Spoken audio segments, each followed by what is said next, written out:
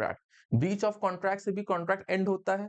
फिर एक जिस पार्टी ने ब्रीच किया है, तो दूसरे पार्टी को, जो इंजर्ड पार्टी है, जो एग्रीव्ड पार्टी, उसके पास राइट होगा कोर्ट जाने का।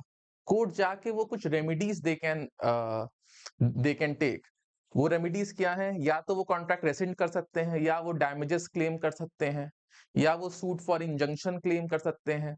तो वेरियस रेमेडीज है, या वो suit for specific performance claim कर सकते हैं।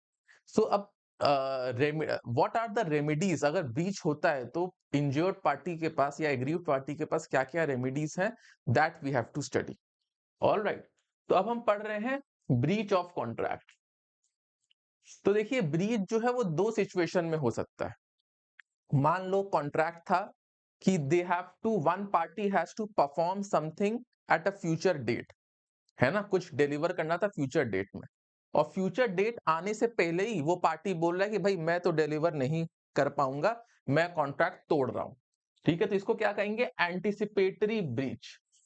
Breach before the due date, जिस डेट पे उसको डिलीवरी करनी थी या जिस डेट में उसको परफॉर्म करना था, उसके पहले ही उसने बता दिया कि वो परफॉर्म नहीं कर पाएगा या वो डिलीवरी नहीं कर पाएगा, वो कॉन्ट्रैक्ट ब्रेक कर रहा है। इसको क्या कहेंगे? Anticipatory breach. ठीक है, जब कॉन्ट्रैक्ट जिस दिन हुआ, उस दिन डिसाइड हुआ कि दोनों पार्टी का साइन हो गया कि 2 महीने बाद आप गुड्स का डिलीवरी करोगे। कॉन्ट्रैक्ट साइन होने के 1 महीने बाद पार्टी बोल रही है कि हम डिलीवर नहीं कर पाएंगे, है ना, तो ये तो ब्रीच ऑफ कॉन्ट्रैक्ट हो गया। तो यहाँ पे ड्यू डेट आने से पहले ही एक पार्टी ने कॉन्ट्रैक्ट को ब्रीच कर दिया है। Alright, so many people have joined already. So अब आप देखो, अब इसमें जब कॉन्ट्रैक्ट ड्यू डेट होने से पहले ही एक पार्टी ने ब्रीच कर दिया, तो आपके पास क्या ऑप्शन है? आपके पास जैसे ही आपको ब्रीच का पता चला, आप क्या करोगे? आप रेसिंड दी कॉन्ट्रैक्ट, आप कॉन्ट्रैक्ट खत्म करोगे और आप डैमेजेस क्लेम करोगे बाय कोर्ट।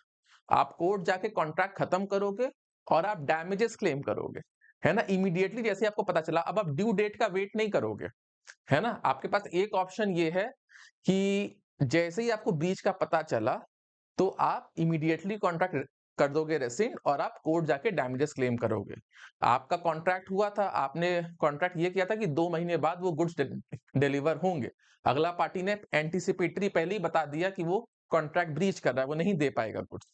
तो आप उसी समय कॉन्ट्रैक्ट खत्म करके डैमेजेस क्लेम कर सकते हो, या फिर आप उसको टाइम दे सकते हो कि उसके पास ड्यू डेट तक का टाइम है। जब तक 2 महीना कंप्लीट ना हो जाए, आप उसको टाइम दो कि वो गुड्स दे पाता है कि नहीं। अगर नहीं दे पाता है, तब आप कॉन्ट्रैक्ट कर दो रेसिड और आप डैमेजेस ड्यू डेट पे क्लेम कर लो। ठीक है, आप डैमेजेस ड्यू डेट पे क्लेम कर लो। तो आपके पास 2 ऑप्शन है अगर आपका एंटिसिपेटरी ब्रीच होता है। ड्यू डेट से पहले ही अगला पार्टी ब्रीच के बारे में बता देता है। अब एक्चुअल ब्रीच कब होगा? ऑन द ड्यू डेट, जिस दिन गुड्स डिलीवर करने थे, अगले पार्टी ने गुड्स डिलीवर नहीं किए। तो अब क्या हो गया? यहाँ पे एक्चुअल ब्रीच हो गया। अब इस एक्चुअल ब्रीच में क्या कर सकते हो आप उस दिन कॉन्ट्रैक्ट करोगे रेसिड और आप डैमेजेस के लिए क्लेम करोगे। ठीक है, या तो ये ऑप्शन है, या फिर आपका कॉन्ट्रैक्ट था कंटिन्यूइंग नेचर का। कॉन्ट्रैक्ट आपका था कंटिन्यूइंग नेचर का। ठीक है, कि आपको 6 मंथ्स के लिए, मान लो आपने कॉन्ट्रैक्ट किया किसी सिंगर के साथ कि 6 मंथ्स के लिए every Sunday you have to sing. ठीक है, अब वो सिंगर 3 संडे आया, उसके बाद वो आना बंद कर दिया 2-3 संडे। तो क्या हुआ? उस सिंगर ने ब्रीच ऑफ कॉन्ट्रैक्ट किया। तो अब आप क्या है, उस कॉन्ट्रैक्ट को रेसिड कर सकते हो कि भाई अब तुमको आने की जरूरत नहीं है, और जितना मेरा नुकसान हुआ है 6 महीने का, वो भी तुमको पे करना पड़ेगा, क्योंकि मेरे कस्टमर्स का तो नुकसान हुआ है, तो वो भी आपको पे करना पड़ेगा। ऑलराइट, तो इसको कहते हैं actual breach of contract during its performance. So promisee can reject the performance and claim damages. ठीक है, तो ये आपका एक ब्रीच ऑफ कॉन्ट्रैक्ट का एक ब्रीफ हो गया। ठीक है, कि क्या क्या रेमेडीज आपके पास हैं। ऑलराइट, सबसे जो इंपॉर्टेंट रेमेडी है इस केसेस में, वो होती है आपकी डैमेजेस। उसको हम लोग इन डेप्थ पढ़ेंगे। ठीक है, तो आपका इसमें सबसे पहला रेमेडी क्या है? Rescission of contract. अगर किसी पार्टी ने ब्रीच किया है, तो आप कॉन्ट्रैक्ट खत्म करोगे। रेसिशन कर रहे हो मतलब contract has been discharge now. Rescission का मतलब contract has been discharge now, अब कॉन्ट्रैक्ट खत्म हो गया। अब कॉन्ट्रैक्ट आपने कैंसिल कर दिया, खत्म कर दिया, क्योंकि अगले पार्टी ने ब्रीच किया। यही हमने पढ़ा था डिस्चार्ज ऑफ कॉन्ट्रैक्ट में भी, कि ब्रीच ऑफ कॉन्ट्रैक्ट की वजह से भी कॉन्ट्रैक्ट डिस्चार्ज होता है। ठीक है, अब आपने जब एक बार कॉन्ट्रैक्ट रेसिन कर दिया, उसके बाद आपके पास डैमेजेस का ऑप्शन है। अब देखिए डैमेजेस के भी रूल्स हैं, वो रूल्स आपको इस क्लास में पढ़ना है। ठीक है, आपका section 73 and section 74 talks about damages, ठीक है, और कॉम्पनसेशन एक ही चीज है जो आपको मिलना है on account of breach of contract. तो ये क्या है, ये हमें डिस्कस करना है। ठीक है, इसका क्या मतलब है, this we have to discuss. Alright, इसको हमें अच्छे से पढ़ना है। अब आप एक बात समझो यहां पे, अगर मान लो एक दो पार्टीज हैं ए एंड बी, एक पार्टी ने लेट से बी ने कॉन्ट्रैक्ट ब्रीच कर दिया, तो बी के अगर कॉन्ट्रैक्ट ब्रीच करने से ए को कुछ लॉस हुआ है, कुछ लॉस हुआ है, तो क्या वो लॉस ए बी से रिकवर कर सकता है एज डैमेजेस? अब ये क्वेश्चन है। अगर मान लो ए ने बी के साथ कॉन्ट्रैक्ट किया और बी के कॉन्ट्रैक्ट को ब्रीच करने की वजह से ए को लेट से हेवी लॉस हो गया, तो क्या ए अपने बिजनेस का हेवी लॉस बी से क्लेम कर सकता है? ये क्वेश्चन है। आपका इसमें क्या जवाब है? कमेंट देके भेजो। आपको मेरी वॉइस आ रही है? Is my voice audible now?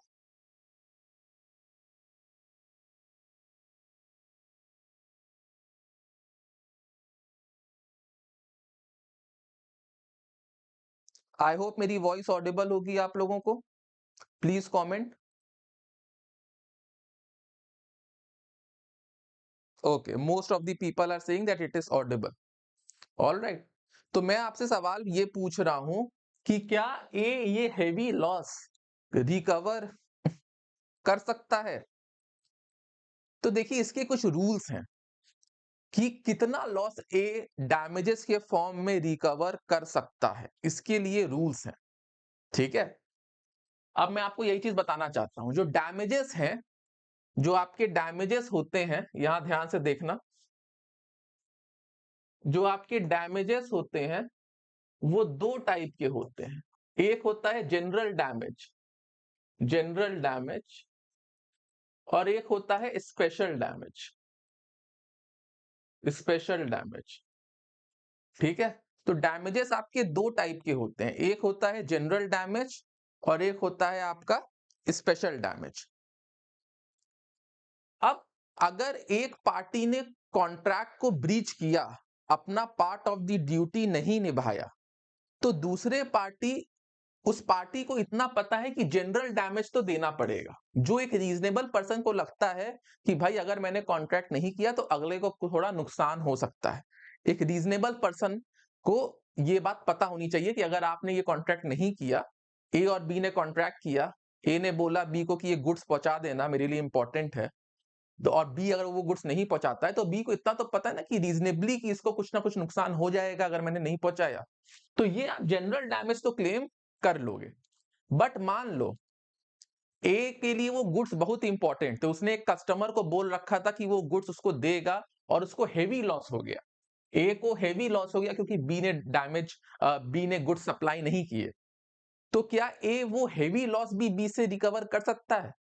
तो ये आपका केस आ गया स्पेशल डैमेज का, है ना? ये अनयूजुअल सर्कमस्टेंसेस होता है, अनयूजुअल सर्कमस्टेंसेस। ये आपका यूजुअल सर्कमस्टेंस होता है, जनरल डैमेज आपका यूजुअल होता है। तो स्पेशल डैमेज क्यों अनयूजुअल है? क्योंकि ए ने अगर बी से कॉन्ट्रैक्ट किया था कि तुम मुझे गुड्स पहुंचाना, और ए ने वो गुड्स किसी और को देने का किया था, उससे वो हेवी प्राइस चार्ज कर रहा था, अब क्योंकि बी ने गुड्स नहीं पहुंचाया तो वो उसको लॉस हो गया। लेकिन ये स्पेशल फैक्ट क्या ए ने बी को बताया था? ये स्पेशल फैक्ट क्या ए ने बी को बताया था? अब बी ने अगर गुड्स नहीं पहुंचाया तो उसको ये इतना पता है कि जनरल कुछ लॉस हो पाएगा, बट ऐसा कोई हेवी लॉस होगा ये तो बी को नहीं पता था, है ना?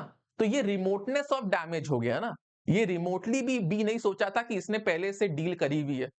अगर ए बी को अपने अनयूजुअल सर्कमस्टेंस के बारे में बता देता कि भाई मैंने पहले से डील करी हुई है, तुम्हारा वो गुड्स मेरे लिए बहुत इंपॉर्टेंट है, क्योंकि मेरा कस्टमर मेरे को हेवी प्राइस दे रहा है, अगर तुमने टाइमली नहीं पहुंचाया तो मैं उसको उससे डील नहीं कर पाऊंगा।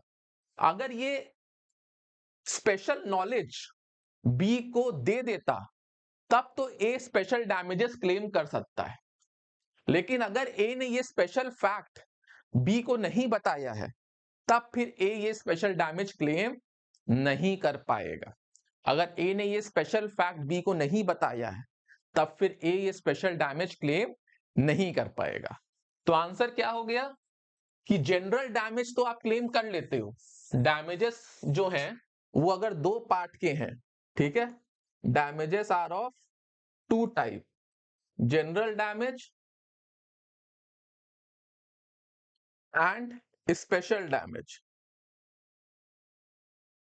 ठीक है, स्पेशल डैमेज आप तभी क्लेम कर पाओगे जब अगले पार्टी को नॉलेज थी, knowledge of special fact, knowledge of special fact to the breach, to the party who breached, जिस पार्टी ने ब्रीच किया है। ठीक, knowledge of special fact to the party who breached, जिस पार्टी ने कॉन्ट्रैक्ट ब्रीच किया, अगर उसको स्पेशल फैक्ट की नॉलेज थी, तब उस पार्टी को स्पेशल डैमेज देना पड़ेगा, वरना फिर नहीं देना पड़ेगा। जनरल डैमेज तो आपको देना पड़ेगा क्योंकि ये यूजुअल है कि इतना तो लॉस हो सकता है, ये पार्टीज को पता था। इस स्पेशल डैमेज आपका अनयूजुअल सर्कमस्टेंस पे होता है, ये आपको तभी देना पड़ता है जब आपको अगले पार्टी ने बता दिया था कि अगर आप टाइमली नहीं दोगे तो मेरे को इतना बड़ा लॉस हो जाएगा, और उसके बाद आपने एक्सेप्ट किया था। ठीक है, यहां तक बात समझ में आ रही है?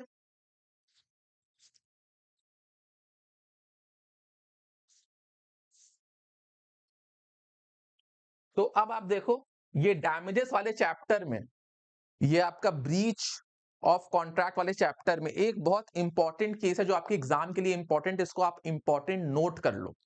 उस केस का नाम बहुत इंपॉर्टेंट है, उसी पे आपका सेक्शन 73 बना है, उसी केस पे आपका सेक्शन 73 बना है। और वो केस का नाम क्या है? Hadley versus बैक्सेंडेल। मैं यहां लिख दे रहा हूं, हैडले वर्सेस बैक्सेंडेल केस का नाम है, हैडले वर्सेस बैक्सेंडेल।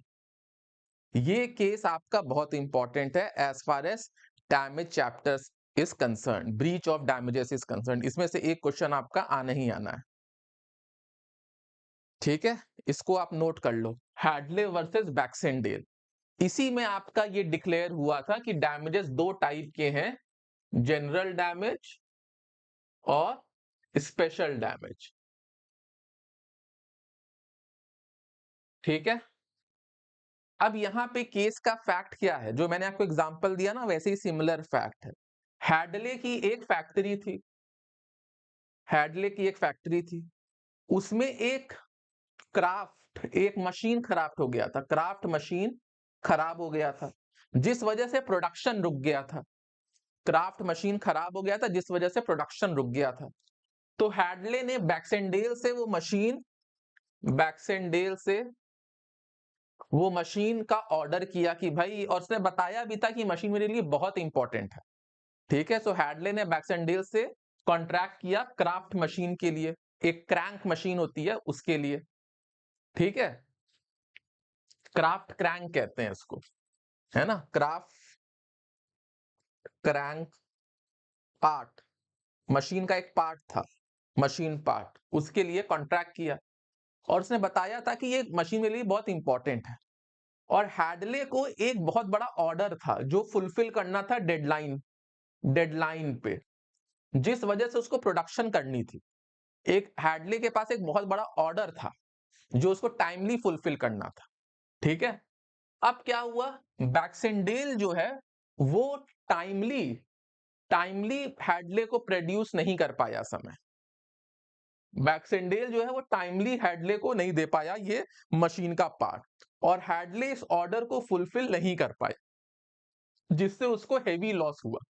तो क्या हैडले को जो हेवी लॉस हुआ है, क्या वो रिकवर कर सकता है? Can he recover it from Baxendale? ये मैं आपसे पूछ रहा हूं। Anyone who can answer? क्या हैडले ये हेवी लॉस बैक्सेंडेल से रिकवर कर सकता है? Pranjal is saying no. Anyone else?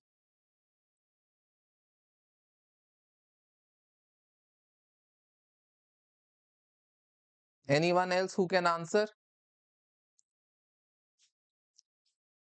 प्रांजल का आंसर सही है। कोई और है? सो मेघना इज सेइंग यस। देखिए मेघना, हैडले ने ये बताया था कि ये मशीन पार्ट मेरे लिए इंपॉर्टेंट है, बट हैडले ने ये नहीं बताया था कि मेरे पास एक ऑर्डर है जिसका एक डेडलाइन है, अगर आपका मशीन पार्ट नहीं मिलेगा तो मैं वो ऑर्डर फुलफिल नहीं कर पाऊंगा। ये स्पेशल फैक्ट हैडले ने नहीं बताया था। अनीता भी ने भी सही आंसर दिया है नो। ठीक है, तो ये इंपॉर्टेंट फैक्ट, ये स्पेशल फैक्ट कि हैडले के पास एक ऑर्डर डेडलाइन है, जिस अगर आप गुड्स नहीं दोगे तो मैं वो ऑर्डर फुलफिल नहीं कर पाऊंगा, जिस वजह से मेरे को इतने इतने का नुकसान हो सकता है। ये स्पेशल फैक्ट हैडले ने बैक्सेंडेल को नहीं बताया था। हैडले ने बस इतना बोला था ये मशीन पार्ट मेरे लिए इंपॉर्टेंट है। तो ये आपका जनरल डैमेज में आ जाएगा। Hadley can recover general damage but not special damage. Special damage वो रिकवर नहीं कर सकता, क्योंकि स्पेशल डैमेज रिकवर करने के लिए उसको बताना बहुत जरूरी था। उसको ये बताना बहुत जरूरी था, ये स्पेशल फैक्ट उसको बताना बहुत जरूरी था। ठीक है, यहां तक बात समझ में आ रही है आप लोगों को? सो ये Hadley versus Baxendale case is very important. इसको आप लोग नोट कर लीजिए।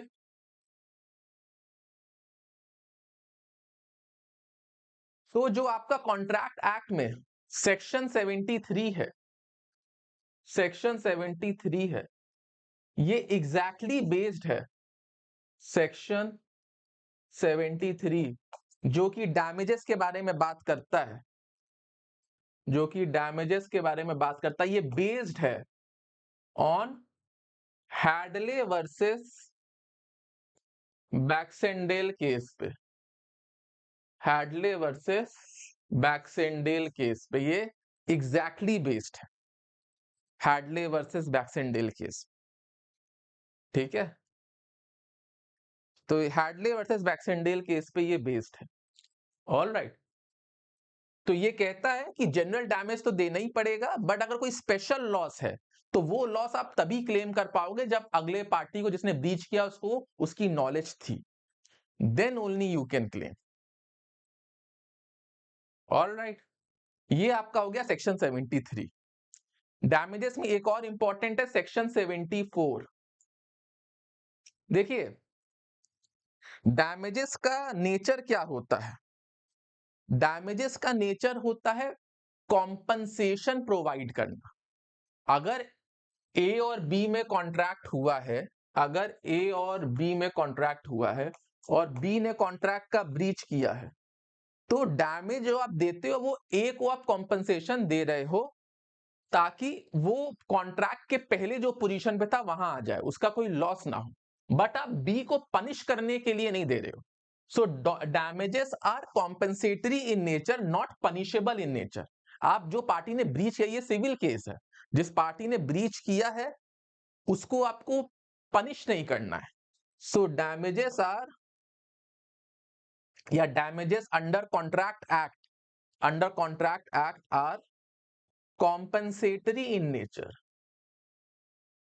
Compensatory in nature and not punitive, मतलब पनिशमेंट नहीं देनी, and not punitive in nature, and not punitive in nature. ये आप लिख सकते हो फैक्ट। ठीक है, यहां तक बात समझ में आ गई?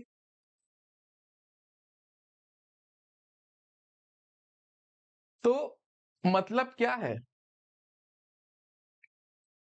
डैमेजेस आपको देने का पर्पस है कि आप अगले बंदे को कंपनसेट करने के लिए डैमेज दे रहे हो, पनिश करने के लिए नहीं दे रहे हो। ठीक है, ये बात आपको याद होनी चाहिए। तो हमेशा डैमेजेस और पेनल्टी में फर्क है। डैमेजेस एंड पेनल्टी में फर्क होता है। डैमेजेस उतना ही अमाउंट आपको मिलता है जो कि कॉम्पनसेशन के लिए रिक्वायर्ड है, और पेनल्टी आपको पनिशमेंट करने के लिए ज्यादा अमाउंट आपसे दिलवाया जाता है। तो कॉन्ट्रैक्ट एक्ट में जो डैमेजेस है वो सिर्फ कॉम्पनसेशन के लिए है, अगले पार्टी ने ब्रीच किया है उसके पनिशमेंट के लिए नहीं। अगर आपको कोई लॉस हुआ है तब आपको डैमेजेस मिलेगा।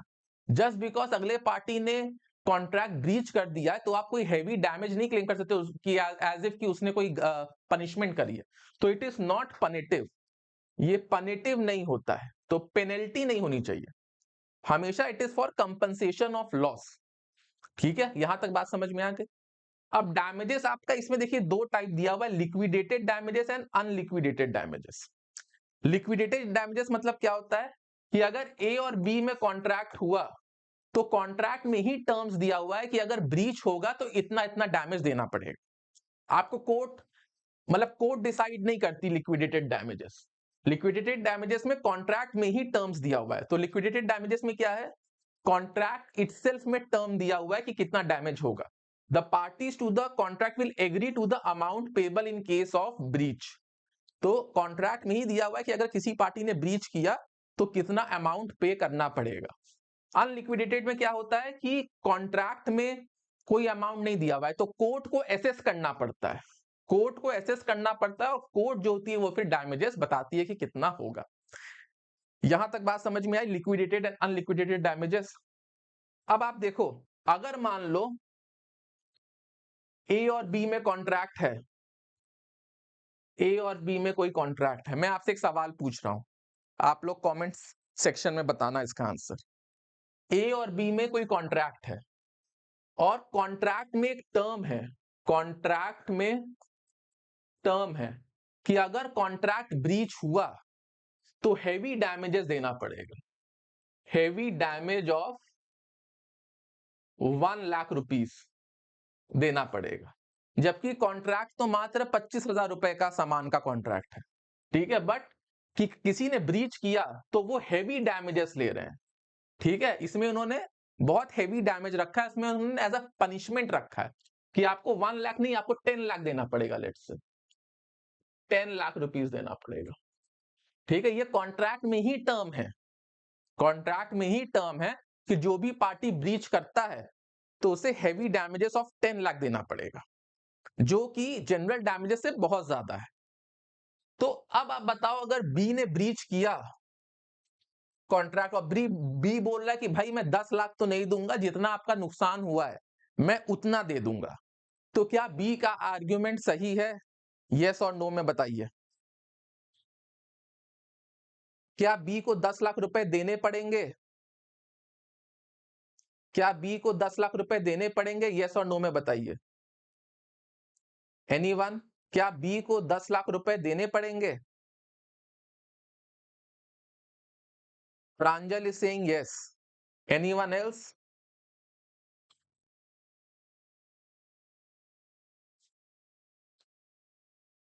Anita is saying yes, then Pranjal is saying no. मैं आपसे पूछ रहा हूं क्या यहां बी को 10 लाख रुपए देने पड़ेंगे, क्योंकि ए का तो इतना लॉस भी नहीं हुआ है। Megha Yadav is saying no. Anyone else?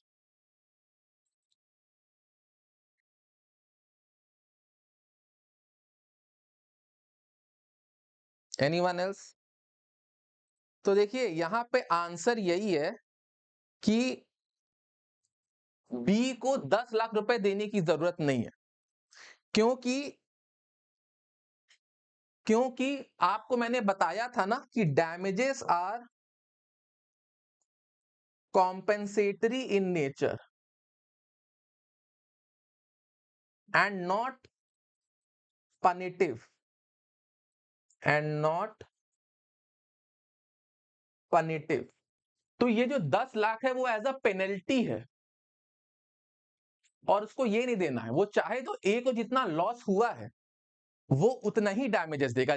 अगर ये कॉन्ट्रैक्ट में मेंशन्ड भी है तब भी उसको देने की जरूरत नहीं है। यहां पे तो कॉन्ट्रैक्ट का ही टर्म्स था ना, कॉन्ट्रैक्ट का ही टर्म था कि अगर ब्रीच होता है तो हैवी डैमेज ऑफ 10 लाख देना है। बट ये टर्म भी फॉलो करने की जरूरत नहीं है क्योंकि डैमेजेस आपको पनिशमेंट के तौर पे नहीं दी जाती। ठीक है, जितना रीजनेबल लॉस हुआ है उतना ही देना पड़ेगा। बी चाहे तो कोर्ट में बोल सकता है कि चलिए कॉन्ट्रैक्ट का टर्म था बट जितना रीजनेबल लॉस हुआ है मैं उतना ही दूंगा, है ना, क्योंकि यही आपका है। इवन इफ वो कॉन्ट्रैक्ट का टर्म है तो आप कॉन्ट्रैक्ट का टर्म कुछ ऐसा नहीं बना सकते ना जो कॉन्ट्रैक्ट एक्ट अलाउ नहीं करता। कॉन्ट्रैक्ट एक्ट ये अलाउ ही नहीं करता, आपने उसको कॉन्ट्रैक्ट का टर्म बना दिया है। ठीक है, इसीलिए आपको ये देने की जरूरत नहीं है। यहां तक बात समझ में आ गई आप लोगों को? अब आगे बढ़ते हैं। तो आपका अगर ब्रीच ऑफ कॉन्ट्रैक्ट होता है, पहला रेमेडी क्या है? Rescission of contract. कॉन्ट्रैक्ट आप कैंसिल कर सकते हो जिससे contract will be discharged, contract खत्म हो गया। दूसरा, आप कैंसिल करने के बाद सू फॉर डैमेजेस कर सकते हो। डैमेजेस आपके लिक्विडेटेड और अनलिक्विडेटेड होते हैं। लिक्विडेटेड जो आपके कॉन्ट्रैक्ट के टर्म्स में ही दिए रहते हैं, अनलिक्विडेटेड जो आपकी कोर्ट डिसाइड करती है। अगर डैमेज आपका कॉन्ट्रैक्ट के टर्म्स में दिया हुआ है और वो एक्सेसिव ज्यादा है तो आपको उतना एक्सेसिव ज्यादा देने की जरूरत नहीं। डैमेजेस जितना रीजनेबल कॉम्पनसेशन देना है बस उतना ही देना पड़ेगा। जो आपका एक्चुअल लॉस हुआ है अगली पार्टी का उतना ही देना पड़ेगा, क्योंकि damages are compensatory in nature and not punitive. आपका इसमें हैडले वर्सेस बैक्सेंडेल केस बहुत इंपॉर्टेंट है जिसमें दो टाइप के डैमेजेस बताए गए हैं, जनरल डैमेज और special damage. General damage parties को पता होता है कि अगर हमने ब्रीच किया तो इतने का नुकसान होगा, वो आपको देना पड़ेगा। बट स्पेशल डैमेज आप तभी क्लेम कर सकते हो जब वो स्पेशल फैक्ट का इंफॉर्मेशन और नॉलेज अगले पार्टी को था। ऑलराइट, ये आपका डैमेजेस हो गया। अब थर्ड क्या है? Suit for specific performance. Suit for specific performance. ठीक है, इसका मतलब क्या होता है? देखो, अगर एक पार्टी ब्रीच करती है कॉन्ट्रैक्ट की, लेट से ए ने बोला बी को कि आप मेरे को इतने का गुड्स देना 2 महीने बाद। अब बी जो है वो गुड्स नहीं दे रहा है, बोल रहा है हम कॉन्ट्रैक्ट नहीं फुलफिल करेंगे। तो ए जो है कोर्ट जाता है, बोलता है कि भाई मेरे को डैमेजेस नहीं चाहिए, मेरे को मेरा वो सामान चाहिए। कोर्ट बी को बोलेगा कि भाई आप उनको वो सामान दीजिए। आप ये होता है suit for specific performance. Let say a और बी में कॉन्ट्रैक्ट हुआ। ठीक है, ए ने बड़ी मुश्किल से, उसको दिल्ली में घर चाहिए था, उसने बड़ी मुश्किल से घर खोजा। ठीक है, उसको मेट्रो के पास चाहिए था, उसको ग्राउंड फ्लोर का चाहिए था। वो घर बना बनाया है ऑलरेडी, तो उसने बड़ी मुश्किल से पहले घर खोजा। उस घर का मालिक बी था, बी वॉज द ओनर। ठीक है, तो ए ने वो घर खोजा जो मेट्रो के पास था, जो ग्राउंड फ्लोर पे था, जहां आगे गार्डन था, उसने खोज लिया। अब उसने बी के साथ कॉन्ट्रैक्ट किया और ए कॉन्ट्रैक्ट किया कि मैं 1 करोड़ रुपए में आपका घर खरीद रहा हूं। ठीक है, अब ये कॉन्ट्रैक्ट हो गया। ठीक है, अब क्या है, कॉन्ट्रैक्ट होने के बाद बी मना कर देता है। बी बोलता है कि भाई मैं आपको डैमेजेस दे दूंगा, जो आपका नुकसान हुआ, जो आपने इतना खोजा वोजा, बट मैं अपना घर नहीं बेचना चाह रहा हूं। शायद बी को हो सकता है बेटर प्राइस मिल रही हो। इस केस में कोर्ट जो ए जो है वो बोलता है भाई मेरे को डैमेजेस नहीं चाहिए, मेरे को वो घर ही चाहिए। अब हमारा कॉन्ट्रैक्ट हुआ है तो आप ये लो 1 करोड़ रुपए और आप घर दो। तो ए जो है वो कोर्ट जाएगा, कोर्ट जाएगा और कोर्ट से बोलेगा कि मेरे को डैमेजेस नहीं चाहिए, मेरे को स्पेसिफिक परफॉर्मेंस चाहिए। आप बी स्पेसिफिकली परफॉर्म करे, वो घर है उसके पास खाली है, वो मेरे को बेच दे। तो कोर्ट बी को ऑर्डर देगा कि आपको स्पेसिफिक परफॉर्मेंस करना पड़ेगा, स्पेसिफिक परफॉर्मेंस, क्योंकि यहां अगला पार्टी बोनाफाइड है, अगला पार्टी आपको पेमेंट दे रहा है। ठीक है, अब आप ये घर उसको ट्रांसफर करो, मतलब स्पेसिफिक परफॉर्मेंस का मतलब आप कॉन्ट्रैक्ट को एग्जीक्यूट करो, कॉन्ट्रैक्ट को इन्फोर्स करो। ठीक है, तो ये सूट फॉर स्पेसिफिक परफॉर्मेंस, आप स्पेसिफिक परफॉर्मेंस के लिए तभी सू कर पाओगे जब वैसा कॉन्ट्रैक्ट हो सकता है सू। यहां पे पॉसिबल है क्योंकि घर बना बनाया है, ये आप दे सकते हो। अगर मान लो ए और बी में कोई कॉन्ट्रैक्ट होता, ठीक है, और बी के पास कुछ गुड्स थे, गुड्स का कॉन्ट्रैक्ट होता और वो गुड्स डिस्ट्रॉय हो गए बी के गलती के वजह से, तो अब ये दोबारा तो आ नहीं सकते ना, तो स्पेसिफिक परफॉर्मेंस का तो कॉन्ट्रैक्ट बनता नहीं है। यहां पे आपको डैमेजेस ही का रेमेडी मिलेगा बस, क्योंकि वो तो गुड्स खत्म हो गए, डिस्ट्रॉय हो गए। लेकिन यहां पे जो घर है, जो बी का घर है ना, वो तो एग्जिस्टिंग है, तो ये घर दे सकता है। तो कोर्ट बोलेगी कि आप घर दीजिए और ये आपको पैसा देगा। ऑल राइट, तो ये आपका हो गया suit for specific performance.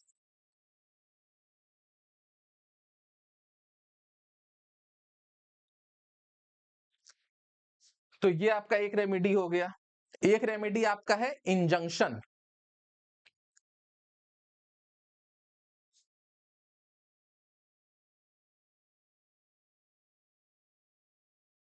Injunction मतलब क्या होता है, आप दूसरी पार्टी को रोक रहे हो, है ना। मान लो ए और बी में कॉन्ट्रैक्ट हुआ, ए जो है बी का घर खरीदना चाह रहा है, मैं यहां घर बना दे रहा हूं, ए बी का घर खरीद रहा है, ठीक है, ए जो है वो बी का घर खरीद रहा है, ठीक है, फॉर 1 करोड़। अब जो है, अब कॉन्ट्रैक्ट साइन हो गया, घर का पोजीशन 1 महीने बाद मिलना था, और 1 महीने बाद ये घर में पोजीशन लेता और 1 करोड़ रुपए दे देता बी को। लेकिन कॉन्ट्रैक्ट तो साइन हो चुका है, तो अब यही होना था 1 महीने बाद। लेकिन 20 दिन बाद ही बी ये घर जो है वो सी को बेच रहा है, अभी कॉन्ट्रैक्ट साइन नहीं हुआ है, ए को पता चल जाता है ये सी को बेच रहा है, तो ए चला गया कोर्ट और वहां से उसने ले लिया इंजंक्शन कि ये घर जो है बी सी को नहीं बेच सकता। सूट ऑफ इंजंक्शन मतलब आप किसी को कोई काम करने से रोक रहे हो। ए ने केस कर दिया और इंजंक्शन का सूट फाइल किया कि बी ये घर सी को नहीं बेच सकता, तो कोर्ट इस पे स्टे कर देगी कि जब तक मैटर डिसाइड नहीं होगा तब तक बी इस घर सी को नहीं बेच सकता। ठीक है, इसको कहते हैं सूट फॉर इंजंक्शन।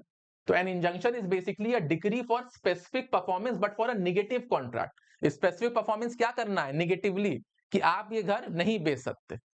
ठीक है, restraining a person from doing a particular act. Injunction मतलब restraining a person from doing a particular act. यहां तक बात समझ में आ रही है, यस और नो?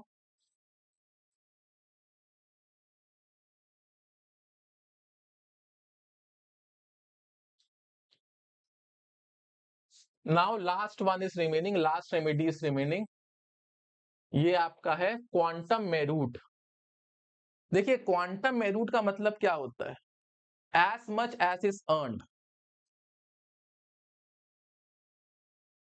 मान लो ए और बी में कॉन्ट्रैक्ट हुआ, बी एक सिंगर है, इसने ए ने बोला कि आपको 6 महीने तक एवरी संडे, एवरी संडे मेरे कैफे पे गाना गाना है।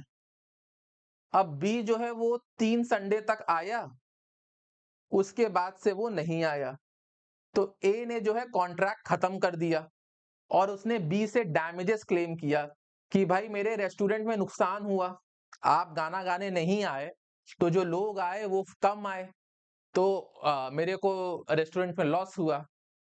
तो बी को तो यहाँ जनरल डैमेजेस देना पड़ेगा कि भाई वो कॉन्ट्रैक्ट करने के बाद गाना गाने नहीं आया, लेकिन वो जितना दिन आया, 3 संडे को तो आया, इसका पेमेंट बी को मिलेगा। जो जितने दिन उसने कॉन्ट्रैक्ट परफॉर्म किया उतना तो पेमेंट मिलेगा। तो क्वांटम मेरिट का मतलब एज मच इज अर्नड।